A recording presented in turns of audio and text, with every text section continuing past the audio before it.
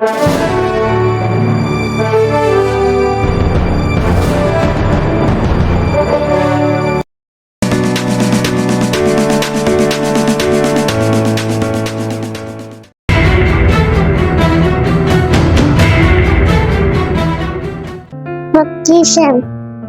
பொக்கிஷம்.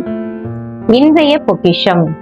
தேவனுடைய கிருபையின் ஊழியர்களாக நாம் செய்யும் பணியின் முக்கியத்துவத்தை உணரும் போது மற்றவர்களின் பதவி அல்லது இடத்திற்கு போட்டியிடுவதை நிறுத்திவிட்டு தேவன் அவருக்கு சேவை செய்ய நமக்கு கொடுத்துள்ள இடத்திற்காக நன்றி உள்ளவர்களாய் இருப்போம்.